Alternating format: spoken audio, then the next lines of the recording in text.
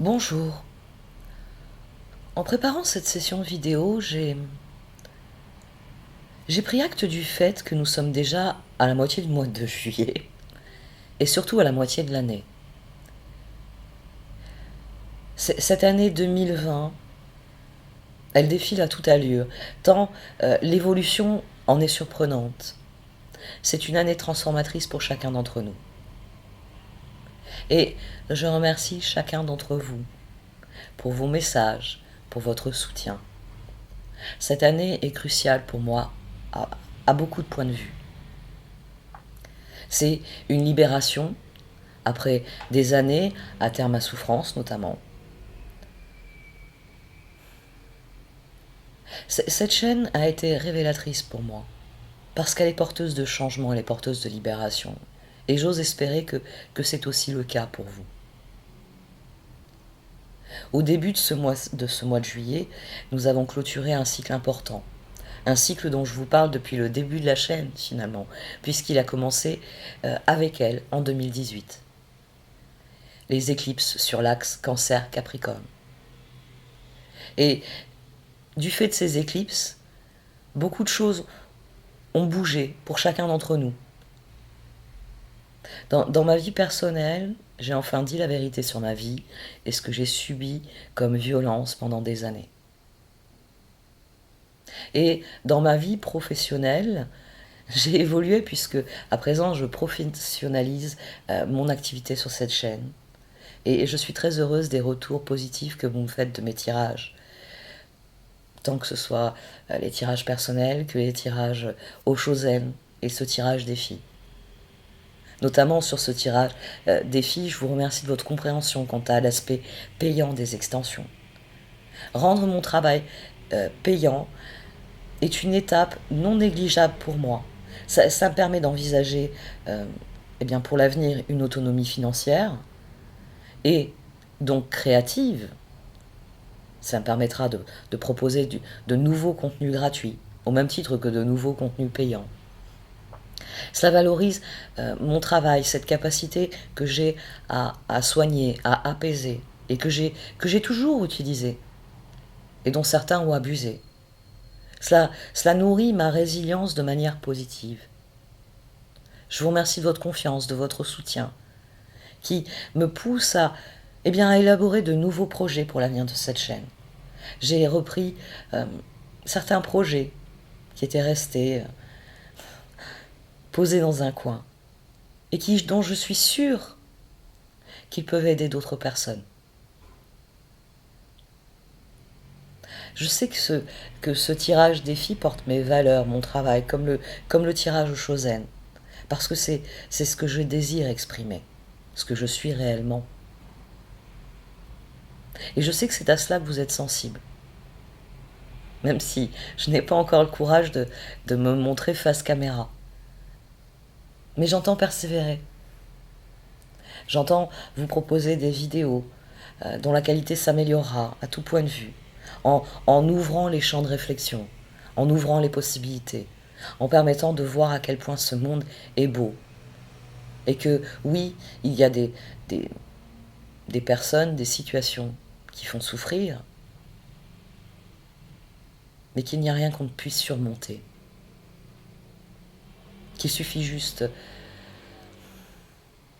d'avoir le courage de dire non. Et ça, dire non, moi, c'est quelque chose que j'ai appris ces dernières années. Je ne savais pas le dire. À 42 ans, je sais dire non. C'est une révolution. J'ai aussi décidé que ce tirage des filles, les moitiés de mois sont souvent assez cruciales. Le tarot Chosen vous parle de ce qui vous attend pour le mois, c'est une énergie générale. Les tirages des filles viennent vous dire il faut préparer le mois suivant, il faut préparer le prochain cycle. Et je parlais des phases lunaires il y a quelques minutes. Je parlais de l'axe Cancer-Capricorne. Nous avons eu une nouvelle lune lors du solstice. Nous avons eu une pleine lune en Capricorne. Le 20 juillet, nous allons avoir une deuxième nouvelle lune en Cancer. C'est assez exceptionnel. Une deuxième nouvelle lune.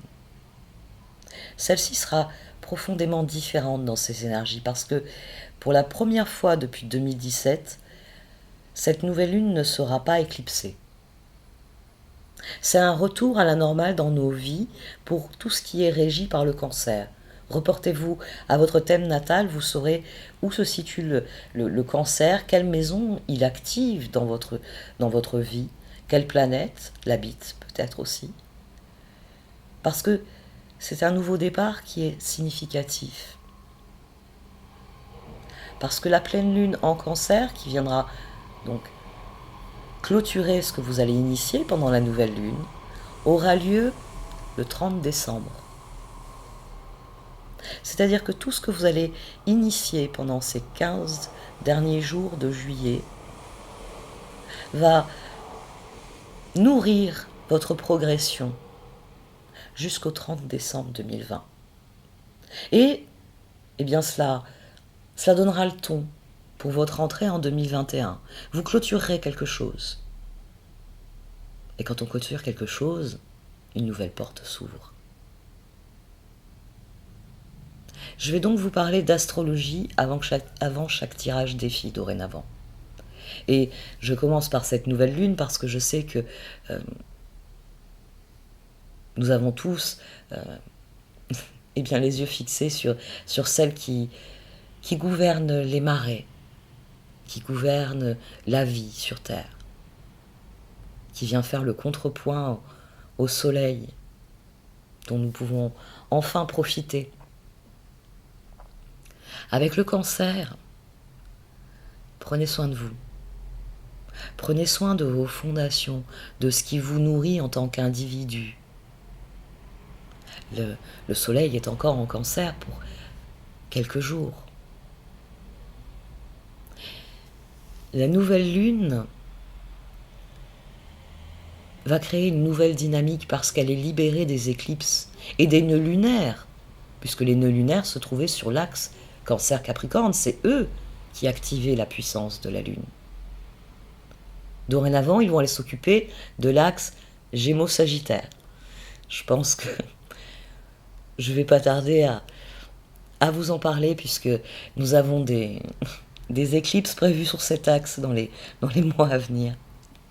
Mais vous êtes tranquille, la prochaine éclipse lunaire aura lieu le 30 novembre, oui, le 30 novembre en Gémeaux, et la prochaine éclipse solaire aura lieu le 14 décembre en Sagittaire. Donc cet axe-là, on s'en occupera en temps voulu. Maintenant, profitez de la libération que peuvent ressentir bien déjà les cancers, les capricornes, et puis chacun d'entre nous, parce que nous sommes tous impactés par la Lune. Tout comme l'océan est impacté par la Lune, nous sommes impactés par la Lune.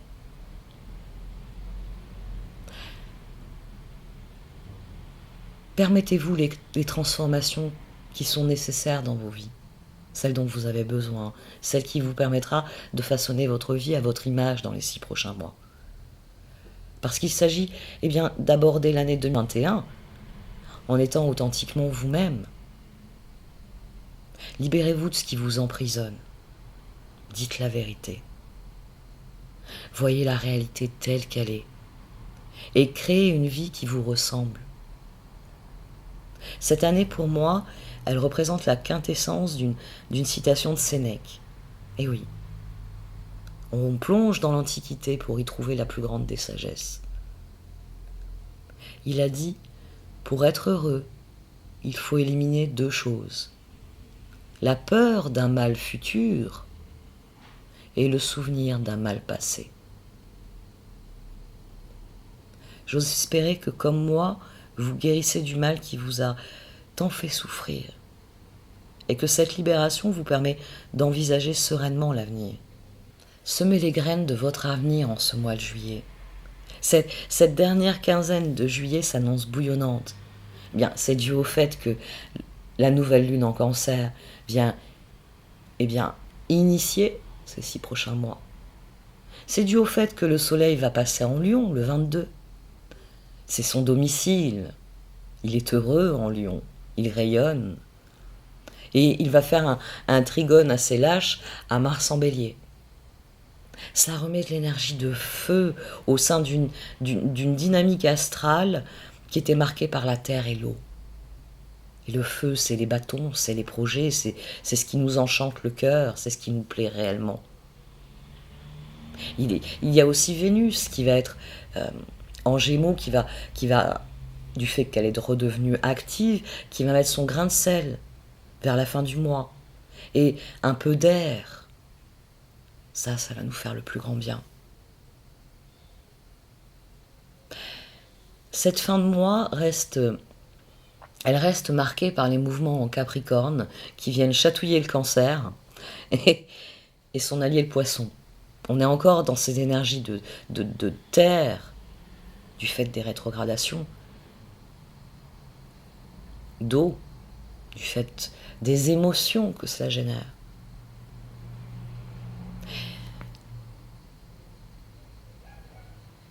Le 27 juillet sera une date clé.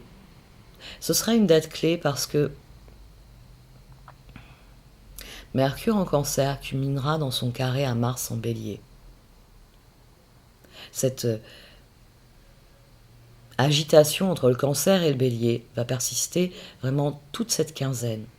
Ça va être la culmination le 27 juillet. Et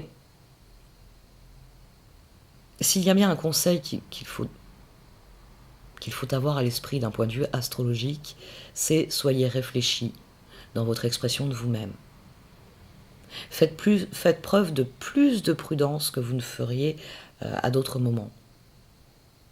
Il s'agit de se détourner des questions qui sont superficielles, qui ne sont pas intéressantes, et d'aller droit au but, à l'essentiel. Quelles sont les opportunités que vous voyez dans votre vie? C'est le moment de les développer. C'est un excellent moment pour se débarrasser des anciennes inhibitions et de permettre à ce qui était anormalement réprimé de s'exprimer enfin. Vénus en Gémeaux va faire un carré à Neptune en Poisson. Elle va venir s'assurer que ces opportunités vont correspondre à vos rêves, vont correspondre à l'élaboration de projets conformes à ce dont vous avez besoin pour réaliser concrètement vos rêves. Alors dans les prochains jours, ralentissez, détendez-vous, prenez soin de vous, maîtrisez ce qui est en excès et renforcez vos fondations, ce qui a besoin d'être nourri. Soyez prêts à dire la vérité et vous trouverez la confirmation de ce que vous pensez, de ce que vous êtes, parce que la vérité est la seule valeur capable de servir de structure stable et solide à nos vies. Soyez plus prudents que d'habitude, parce que Mars va lui aussi faire un très long transit, un transit de 6 mois du fait de sa rétrogradation. Alors, soyez attentifs à ce que vous ressentez et posez des limites aux autres. Parce que les autres n'ont pas à présumer des choses qui ne les regardent pas. Refusez d'être harcelés par les mouvements d'humeur, parce que quand Mars est en Bélier pour aussi longtemps, toutes les personnes qui ont un comportement superficiel ou contrôlant vont chercher à n'en faire qu'à leur tête. Gardez-vous de cela. Votre objectif à vous, c'est de ne pas laisser les jugements et les croyances des autres vous empêcher de développer votre réflexion propre. C'est vous qui êtes important.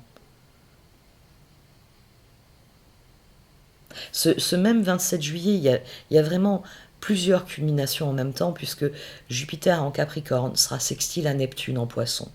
C'est la deuxième fois en 2020. C'est pas du tout typique, parce que la dernière fois, c'était en 2011. Le premier sextile a eu lieu le 20 février. Alors, si vous avez quelque chose qui s'est passé ce jour-là, vous avez une idée de ce qui vous attend le 27 juillet. Et le troisième aura lieu le 1er octobre.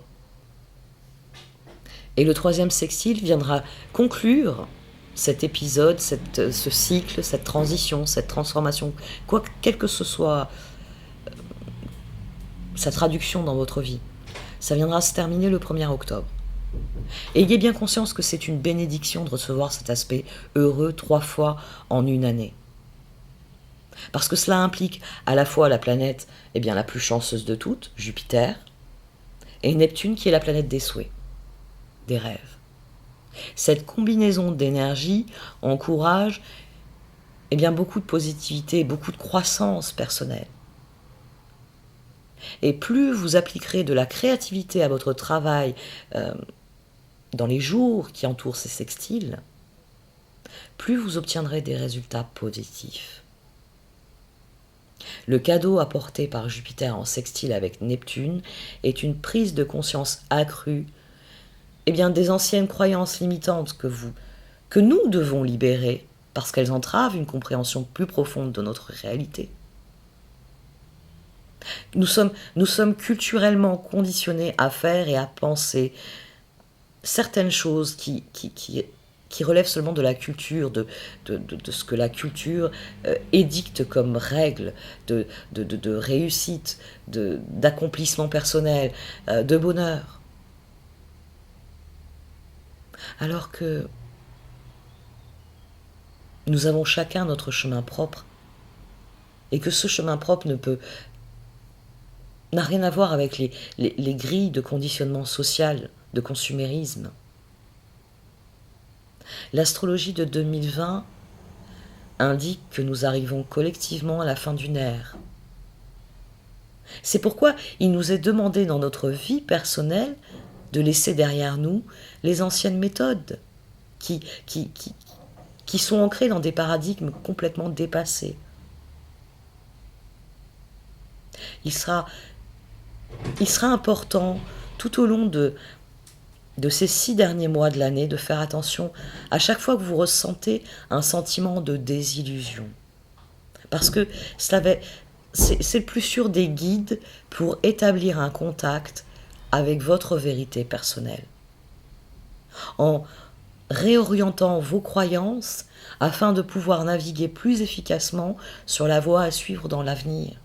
Votre voie, votre chemin. C'est d'ailleurs pour cela qu'après un lockdown, après le confinement, nous avons des rétrogradations. Les rétrogradations sont là pour permettre cette réévaluation de nos systèmes, de nos méthodes, sur le plan collectif, sur le plan personnel, afin d'abandonner ce qui ne nous rend plus service et nous tourner vers de nouveaux modes de fonctionnement plus cohérents, plus conscients, avec une évolution nécessaire, certes, mais une évolution qui correspond à ce que nous portons à l'intérieur, qui est le reflet de nouveaux modes de pensée que nous savons être bénéfiques pour nous. Avec la rétrogradation de Pluton, le 25 avril dernier, s'est ouvert le bal des rétrogradations planétaires. Elles se sont ouvertes alors même que nous envisagions d'être déconfinés. Les humains se sont remis à agir à la surface de la Terre et les planètes se sont mises à rétrograder. Toutes ces rétrogradations ont une importante leçon karmique à nous enseigner sur la manière dont nous avons abordé nos projets et nos relations dans le passé. Avec le confinement de ce printemps 2020, de nombreuses personnes dans le monde se sont concentrées sur elles-mêmes, sur leurs véritables besoins, sur ce qu'elles sont de manière authentique, sans les distractions du monde extérieur, sans l'obligation d'obéir aux conditionnements sociaux. Nous avons été obligés de faire face à ce qu'est réellement notre vie, à ce que porte notre âme.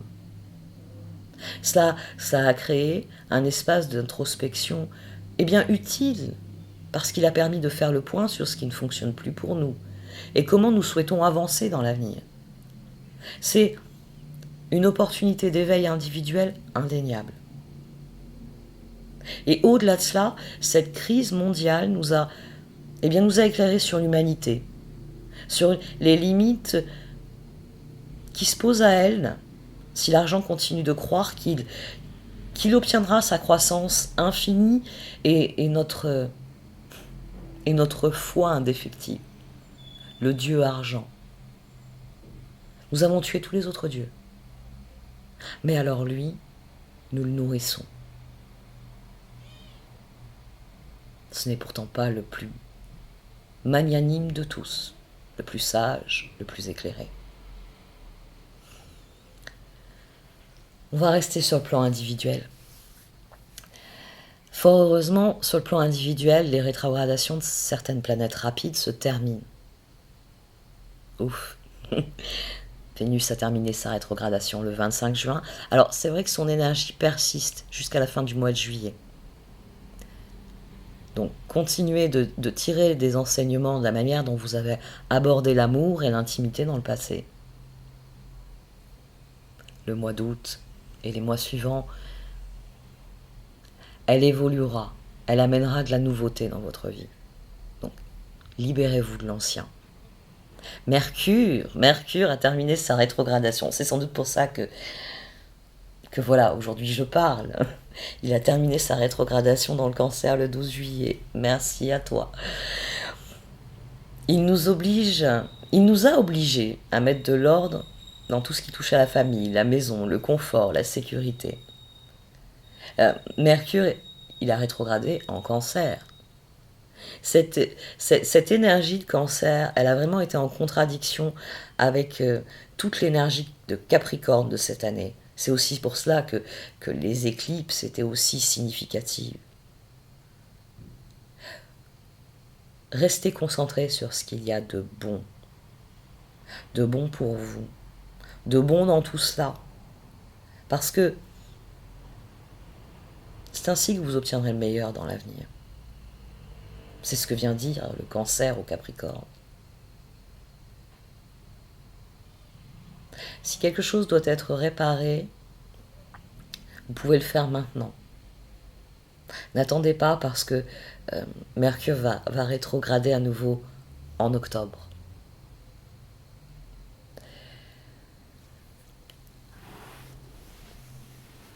Maintenant, je vais vous parler des rétrogradations des planètes lentes. Et celles-ci impactent au niveau collectif et ça se répercute sur le niveau individuel. La rétrogradation de Neptune, qui a lieu depuis le 23 juin et qui aura lieu jusqu'au 28 novembre, vient vous aider à trier les vieux problèmes. Ou si vous préférez, on peut dire les bagages karmiques. Elle vient renforcer votre intuition en vous amenant à reconsidérer le passé à la lumière du présent. C'est le moment de définir de nouvelles limites entre ce qui a été et ce qui est. Et c'est un travail qui est soutenu par les rétrogradations de Chiron en Bélier. Elle a démarré le 11 juillet. C'est tout frais là. Et elle se terminera le 15 décembre 2020. Chiron est l'astéroïde des blessures et de la guérison. Et c'est ce dont je vous parle depuis le départ. D'ailleurs, le Bélier est mon signe opposé. C'est dire si Chiron va être actif et va soutenir mes efforts. Tout comme il va soutenir les vôtres, parce que en Bélier, il vous encourage à mieux vous comprendre, à intégrer comment les problèmes passés ont affecté votre capacité à être vous-même et avoir une bonne estime de vous-même et avoir confiance en vous. C'est ce qui vient soigner l'amour que vous vous portez et la confiance que vous avez en vous-même. Ces rétrogradations de Neptune et Chiron viennent soigner profondément afin que les transits de Jupiter, Saturne, Pluton créent la nouvelle dynamique dont nous avons tous besoin au niveau individuel autant que collectif. Parce que cette année 2020, elle est celle de Jupiter, Saturne et Pluton. Alors pour l'instant, ils sont retournés chez leur cher Capricorne et cette rétrogradation, c'est pour préparer la nouvelle ère qu'ils ouvriront quand ils vont entrer définitivement en Verseau. Ainsi, Jupiter continue de rétrograder en Capricorne et ça va durer jusqu'au 12 septembre. Alors c'est vrai que ça peut ralentir la recherche d'opportunités. Mais le point positif, c'est que vous pouvez vous concentrer sur l'élimination des problèmes résiduels avant sa grande conjonction avec Saturne en décembre. Pluton rétrograde, aussi en Capricorne, je vous en ai parlé il y a quelques minutes, et cela durera jusqu'au 4 octobre pour lui. Comprenez bien que c'est un cadeau qu'il nous accorde, puisque c'est une période où nous pouvons nous concentrer sur les transformations majeures qui ont été réalisées en creusant plus profondément pour découvrir ce qui nous aidera à aller plus loin, à assainir réellement nos vies.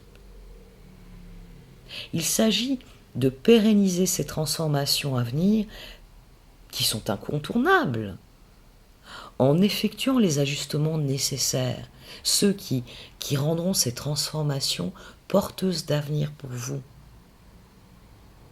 Le 12 novembre, quand aura lieu la 3e conjonction entre Jupiter et Pluton, cela amènera le résultat final de ce que vous avez initié le 4 avril et qui est revenu dans votre vie le 30 juin. C'est vous qui pouvez ajuster les résultats d'ici là. Saturne rétrograde depuis le 11 mai. Mais depuis le 1er juillet, il est revenu visiter le Capricorne. Sa rétrogradation l'a ramené en Capricorne.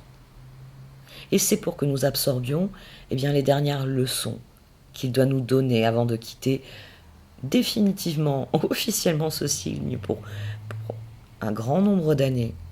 Et il ne le fera donc en décembre 2020. Ces 3 planètes impactent profondément l'année 2020. Et par leur rétrogradation actuelle, elles viennent souligner que des changements sont nécessaires, structurellement parlant. Parce qu'en décembre, Jupiter, la chance, la bonne fortune, sera à côté de Saturne. Saturne qui représente la sagesse, qui représente la persévérance, qui représente les structures, et notamment les structures dirigeantes. Ensemble, ils vont laisser le Capricorne derrière eux et entrer ensemble dans le Verseau. C'est ce que les astrologues appellent la grande conjonction. C'est extrêmement important pour plusieurs raisons. Depuis 200 ans, Jupiter et Saturne se rencontrent tous les 20 ans dans les signes de terre. Taureau, Vierge, Capricorne. Nous, on a eu droit au Capricorne. Lorsqu'ils se réuniront en décembre 2020, ils s'uniront dans le signe aérien du Verseau. Cela marque une évolution profonde de l'énergie depuis les signes de la Terre vers les signes de l'air. Et c'est donc une évolution profonde pour l'humanité en général. Au cours des 200 dernières années, l'humanité a fait sa révolution industrielle. Elle a systématisé l'abus de ses ressources. Elle a épuisé ses ressources. L'accent a été mis sur le matérialisme et le consumérisme. En astrologie, les 20 prochaines années sont cruciales. Et vous avez des chercheurs, notamment un chercheur australien dont je n'ai plus le nom, qui vous dit que les 20 prochaines années vont être cruciales pour la survie de la Terre et de ses habitants. Dans le ciel, Jupiter et Saturne vont continuer leur course. Ils vont se rencontrer dans les signes d'air, et ce jusqu'en 2159. Et j'ose espérer que la transformation va faire prendre conscience aux individus que nous sommes, que collectivement nous pouvons créer une différence. Et faire qu'en 2159, il y aura quelqu'un pour s'émerveiller à proximité d'une grande conjonction. Du point de vue de Jupiter et Saturne pour les années à venir, l'univers doit se débarrasser des normes sociétales de ce rêve de croissance infinie qui finalement nous a limités, puisque l'argent est devenu tout puissant, aux dépens de la créativité, aux dépens de la réflexion, aux dépens du développement personnel, comme on dit maintenant. Il s'agit pour eux de nous inciter à adopter une vision plus humanitaire du monde. Si nous suivons le mouvement qu'impriment Jupiter et Saturne, nous ferons d'énormes percées. Vous savez, The Age of the Aquarius, comme chantaient les hippies. Nous pouvons faire d'énormes percées dans la science, dans la technologie, dans la médecine, dans la spiritualité, dans notre conception des voyages.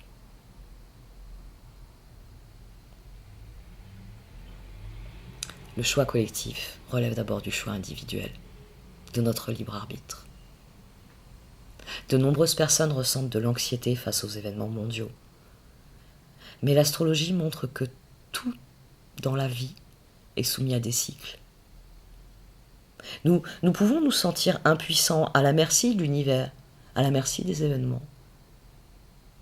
Mais nous pouvons réaliser que nous avons toujours notre libre arbitre pour aborder les défis que représentent nos vies, pour créer quelque chose qui nous ressemble et qui nous ouvre les portes de l'avenir. En période de peur, il vaut mieux compter sur l'espoir. Et je sais de quoi je parle. J'ai eu peur pendant si longtemps. L'espoir.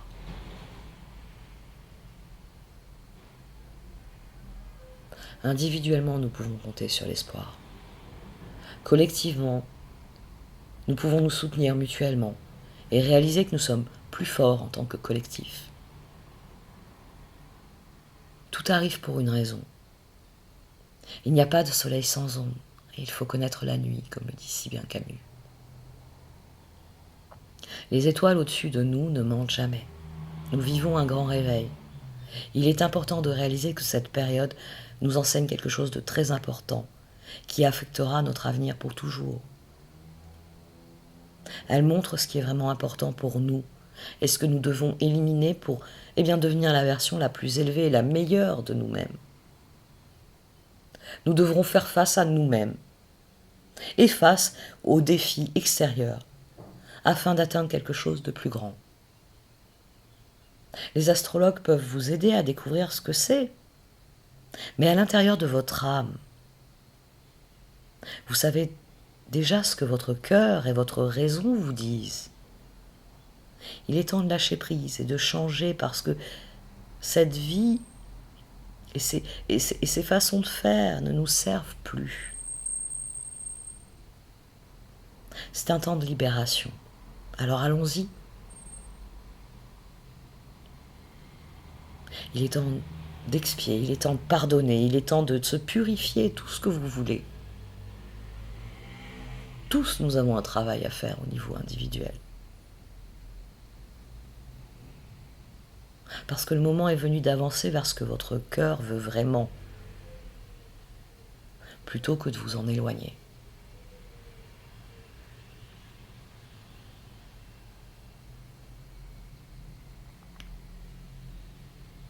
Merci de m'avoir écouté, je vais procéder au tirage à présent. Voici donc votre tirage pour cette deuxième quinzaine de juillet à Million. Au centre des cartes d'oracle, on a la carte Home. Cette carte représente ce qu'il faut cultiver en vous. C'est une carte qui parle de la permanence que doivent avoir tous vos sentiments positifs en vous. C'est Home, le foyer. Le foyer, l'endroit où se trouve notre cœur, l'endroit où nous nous sentons en sécurité, l'endroit où nous nous sentons libres, l'endroit où nous créons, réellement, concrètement, ce que nous entendons vivre. Parce que c'est de cela qu'il s'agit quand on parle de foyer.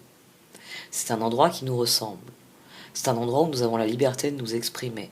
C'est un endroit où nous nous sentons à notre place.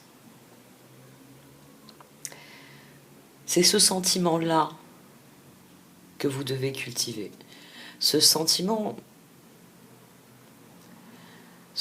il est d'autant plus important qu'on approche de votre anniversaire. C'est vraiment le moment de lâcher prise sur tout ce que vous avez fait depuis le dernier anniversaire, donc depuis 1 an, et de vous concentrer sur le meilleur, sur ce que vous voulez voir grandir dans votre existence. Et d'autant que la carte Home est surplombée par la carte Balancing Act. Cette carte, elle vous recommande de vous engager en faveur de votre propre bonheur. C'est, je le rappelle, des cartes américaines et elles sont fortement imprégnées de la culture anglo-saxonne et a fortiori la culture américaine. Ce Balancing Act ici, ce n'est pas pour rien que vous avez une personne qui rappelle la statue de la liberté représentée dessus. Parce que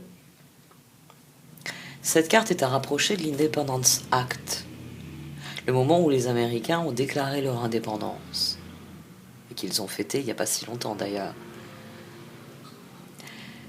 Cette journée-là a marqué le départ d'une nation, d'un état d'esprit, d'un rêve, comme on l'appelle le rêve américain. Et cette carte, elle vient souligner que, au-delà des destinées collectives que peuvent avoir la population de tout un pays, la chose la plus essentielle pour chacun de nous, eh bien, c'est notre destinée individuelle. Et cette carte, elle vous encourage eh bien, à faire de même, à prendre la meilleure décision pour vous-même, pour votre avenir, pour ce que vous entendez vivre, créer. Balancing, l'équilibre. De décider que votre équilibre sera le moteur, la ressource et le but de votre vie. C'est ainsi que l'on se sent à sa place. Pour cultiver en vous cette sensation profonde d'amour, d'appartenance, il faut d'abord décider de vous soigner, de prendre soin de vous, d'avoir confiance en vous-même, de cultiver votre estime de vous-même, de poursuivre vos rêves, bref, d'être équilibré, c'est-à-dire complètement aligné sur ce que vous êtes, authentiquement vous-même. Et c'est là que le sentiment d'ancrage que l'on trouve dans Home se réalise pleinement.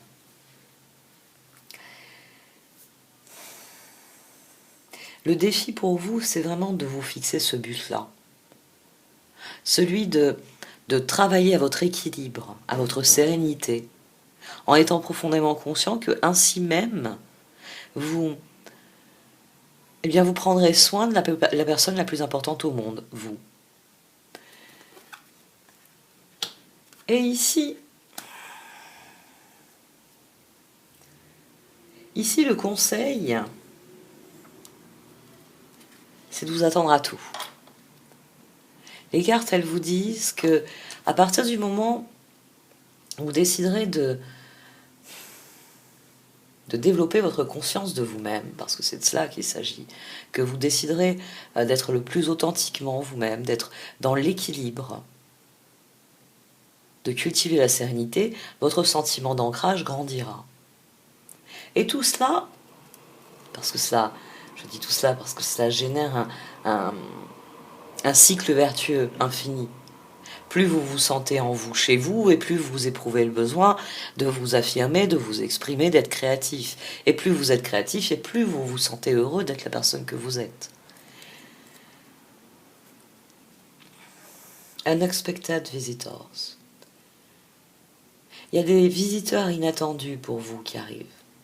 Il y a des portes qui vont s'ouvrir. Des portes dont vous n'aviez pas idée finalement. Parce que cet équilibre que vous trouverez en vous et que vous propagerez autour de vous. C'est aussi cela la carte Home. On devient, eh bien, telle cette maison qui semble le tronc d'un chêne solide. On a les racines bien ancrées et on a les branches qui partent et qui se déploient magnifiquement. Parce qu'on a décidé qu'on allait être le plus bel arbre de la forêt.